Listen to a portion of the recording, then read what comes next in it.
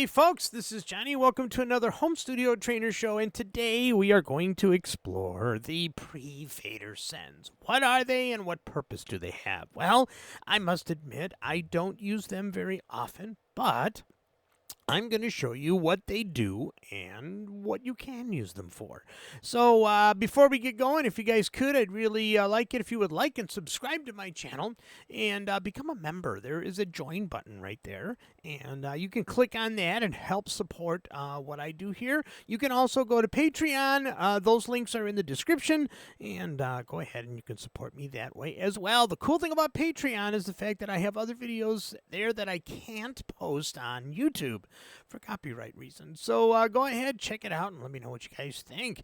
All right, very cool. So this is, let me adjust my mic here. So this is a question I get a lot, and especially after I put out the inserts versus sends video, everybody's like, okay, that makes sense to me. What the hell is...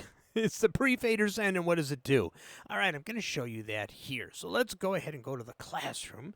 And here we are. We are in Studio One, and I have the song that I've been using for a couple of videos now. All right, so now I'm going to solo the drum track.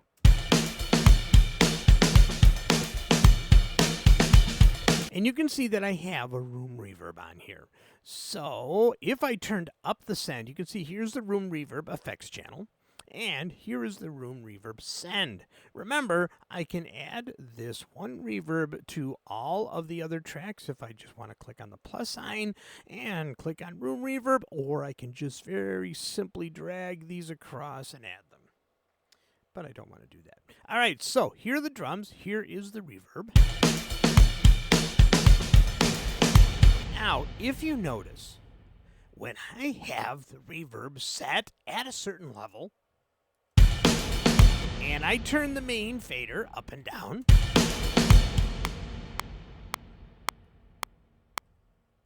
the reverb drops along with the actual track.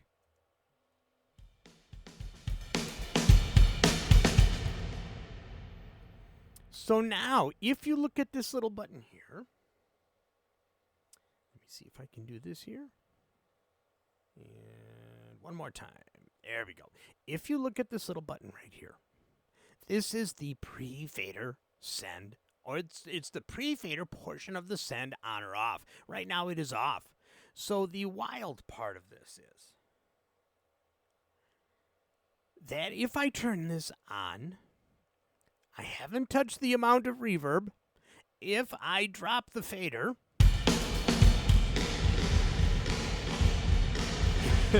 yes, you are correct. All you hear is the reverb. You don't hear the actual track. So with the pre-fader send on, you are dropping the volume level of the track or the instrument itself, but the reverb remains audible.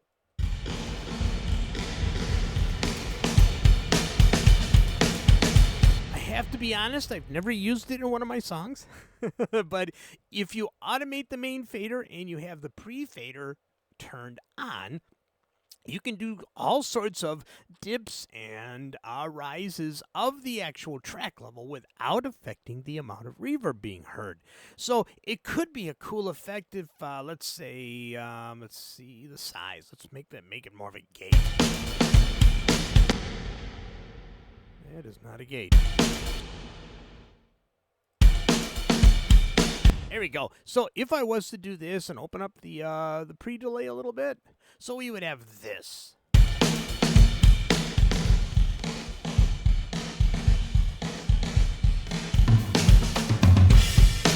Now that I'm really hearing it, it's kind of a cool effect.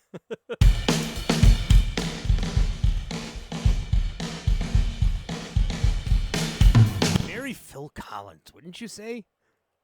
So you could actually start your song out like this. You could automate the actual level of the room reverb.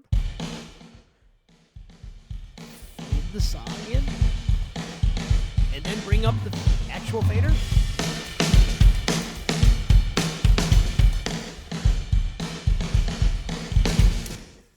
So you know what's going to happen now. I'm going to have to use it in a song. going to have to.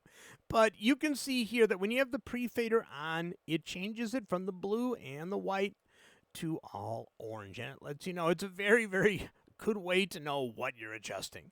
So the practicality of it, I'm now saying it does have a lot of cool options, or not options, a lot of, what's the word I'm looking for?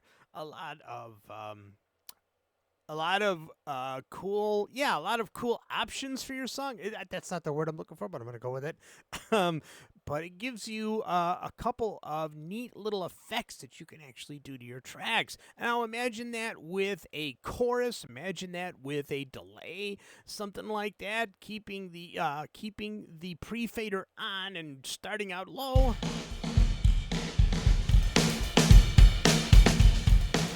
I don't know why, but it makes me smile. It actually is pretty cool. It's something that I've known was there, and I have taught before, but not until now. Am I like, you know what? I got all sorts of ideas for it now. So it's quite cool. Now, the other thing to remember, too, that if you go back to my mixer scenes video, you can actually look right down here and you can see that there isn't the ability to save those, save everything that you want. You can save the send positions. You can uncheck that if you save a mixer and you kind of want to customize it every time you bring up a particular mix. Please go visit that video. It actually turned out quite well, I think, and it's gotten a lot of good thumbs ups. Thumbs ups? Is that a thing? Thumb, or is it thumb ups? It's like mothers-in-law. Is it mother-in-laws or mothers-in-law? I don't know. All right, so you have that option here too. But that's it. That is the pre and post fader send. That's what that button is for. And I think I think even more now than I did originally before I started this video, that it is actually a pretty cool option if you're looking to do effects. And of course, that goes for any effect that you have on there. It might be also a way to kind of get like if you put a compressor to get that really punchy sound, but you don't put it on the inserts. You put the compressor on an effects channel. You can use that same thing to make it really, really punchy. It's almost like the side chaining in a way. So let me know what you guys think. Or is it parallel compression? Could be both. Let me know in the comments. Would that be more like side chaining or parallel compression? I always get those two mixed up. As an engineer I am. All right, folks. Hopefully you guys got something out of this. Again, it's cooler than I thought than it was when I went into this video. So let me know what you guys think, and I'll see you all in the next video. Take care.